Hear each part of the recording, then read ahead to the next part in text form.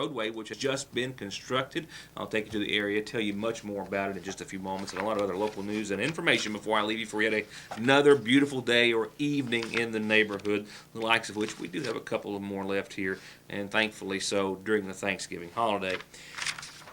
We have learned this evening of the Public Service Commission making approval of the purchase of the Public Gas Company by the Kentucky Frontier Gas Company. Those two names should be very familiar to most everyone or a whole lot of viewers in our area, as they serve a whole lot of folks in my viewing area. Public Gas actually has more than 1,700 customers in Magoffin, Breathitt, Lawrence, Lee, Wolfe, and Jackson counties, and Kentucky Frontier Gas, of course, has been operating several smaller entities that they have accumulated over the past many years or several years, and have been doing so and operating in Sagersville and the adjacent area for quite some time. In fact, Kentucky Frontier Gas is paying nearly $2 million to purchase Public Gas in this deal. According to a press release that was issued by the Public Service Commission, Public Gas customers won't see any immediate changes to their rates or their conditions or terms of service. However, Kentucky Frontier has said, well, they did so in their application process, that the rates and commodity costs for Public Gas will be consolidated the next time that the company requests an adjustment to its rates. No indicator given as to when that may be. Their last request for a change in rates came back in 2013, April of that year. You'll recall that they were operating several smaller gas companies that they had acquired up until that point, and very widely varying rates for all of those companies, and they sought to equalize or set one common rate across the board. For many customers, it was a significant increase. For some, it was a minor increase, and for very, very few, it was little to no increase. And nevertheless, they have now acquired, or will be acquiring after the approval was granted, the Public Gas Company. As for Frontier Gas, they're so familiar to so many folks because they have services and customers in Knott, Lawrence, Letcher, Martin, Morgan, Perry, Floyd, Magoffin, Pike counties as well. Of Kentucky Frontier's more than 4,000 customers. This was interesting, and I thought to note 3,400, a great many, are served by local distribution systems, with the others served by farm tap systems. And Public Gas has a number of farm tap customers as well. I was hoping to get some numbers from the state of Kentucky, similar accounts, but so far I haven't been able to find that they have compiled any.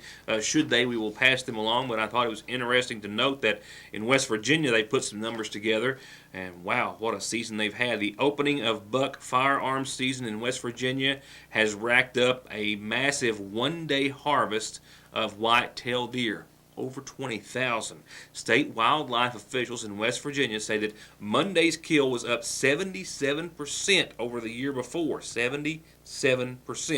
From noon to 2 p.m., some 2,000 deer an hour were being taken by hunters in the neighboring state. Last year, the first day total was a little more than 11,000. Why, you may ask, as did I? Well, one reason, according to those in Fish and Wildlife, they say the lower harvest last year mainly credited to a bumper crop of acorns, which resulted in the deer staying deeper in the woods and having plenty to eat. A shortage of acorns this year has in part resulted in a 77% increase. We'll see if Kentucky puts together any numbers, and I'll pass them along should they do so. Mountain Parkway expansion project is continuing right along. You can't travel down the Parkway and not notice a significant difference. And tomorrow there's going to be a significant change or pattern in the traffic flow. Tomorrow morning, beginning early, and it will be there and in place for about 6 months or so, as the very first vehicles to drive a new portion of the Mountain Parkway will start early in the morning. I travel through here either on the way out of town or just out of curiosity every few days. But I think for those who even travel the Mountain Parkway on a daily basis, the changes are often dramatic.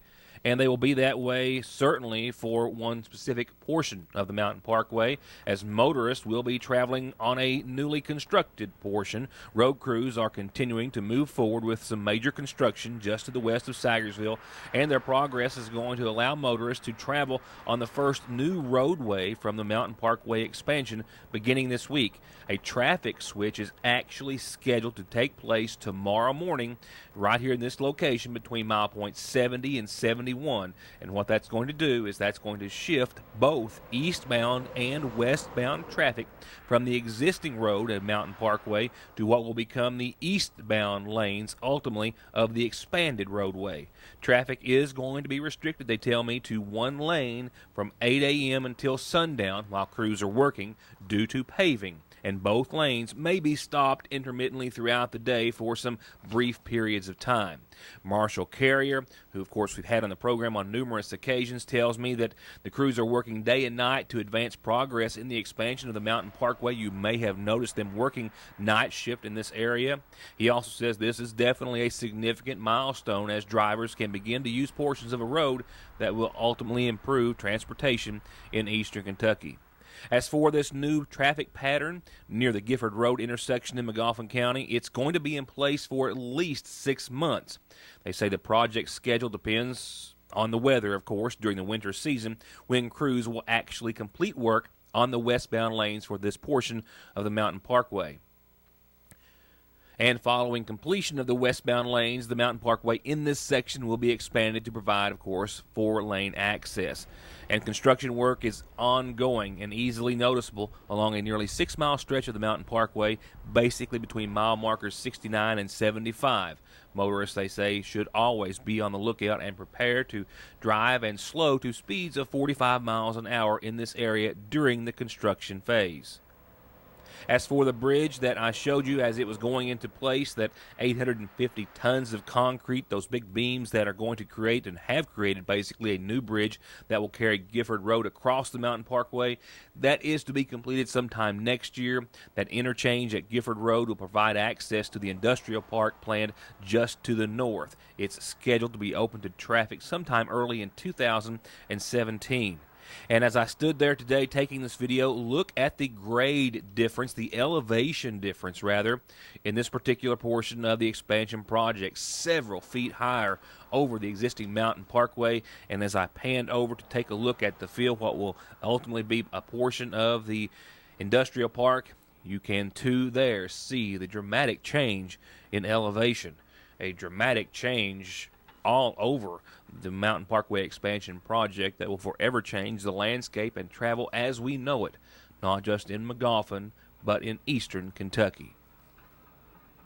Travel matters. Just ahead of the holiday weekend, the U.S. State Department has issued a worldwide travel alert urging Americans to exercise extra vigilance and caution amid rising terror threats. Travel alert comes as terror groups like ISIS, Al-Qaeda continue to plan deadly attacks. Authorities saying they may use both conventional and non-conventional methods or means or weapons.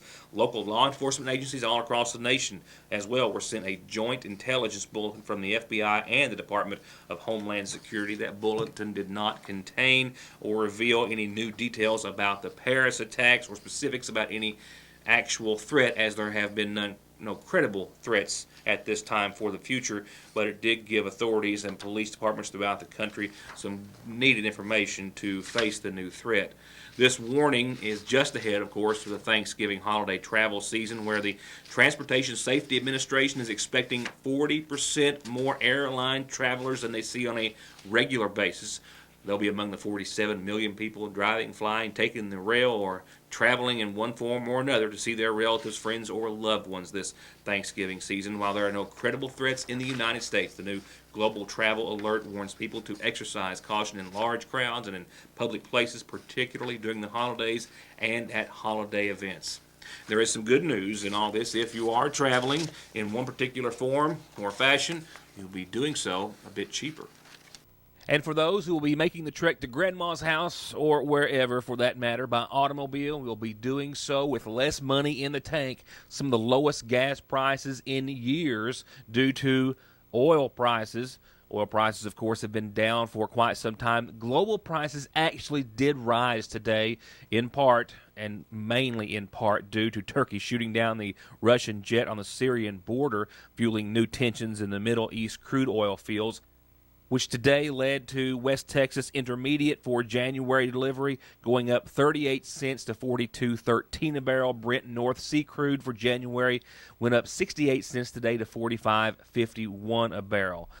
While analysts are waiting to see if their expectations of an increase in stockpiles of crude are going to prove correct and signal a lesser demand in the United States, keeping prices where they have been. OPEC, which has maintained high output since last November or a bit before to battle shale oil producers, meets next week. We'll have to wait and see then what they're going to do. But they have been keeping that pace and pressure on now for over a year, refusing to give, and that has resulted in a cut in half of oil prices actually for the past 18 months. So there is quite the possibility we will continue to see prices around the area and around the nation as we've been seeing here in the past few days.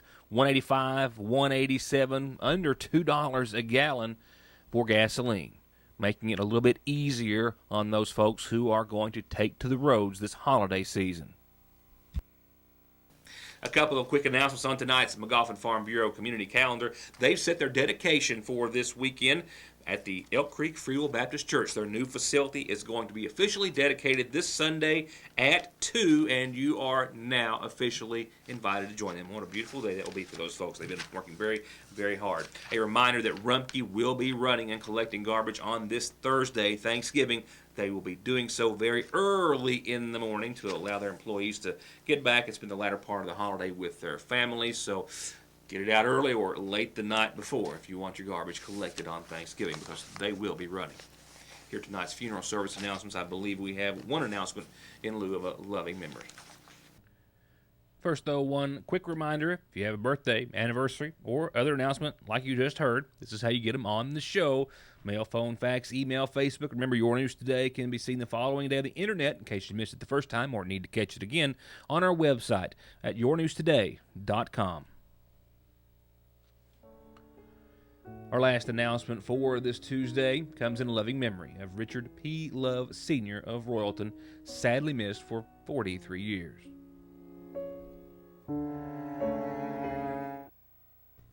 As his term winds down to literally just days, one of his last official acts came via an executive order that Governor Steve Beshear signed today that will give certain, not all, but many felons who have served their sentences their voting rights back.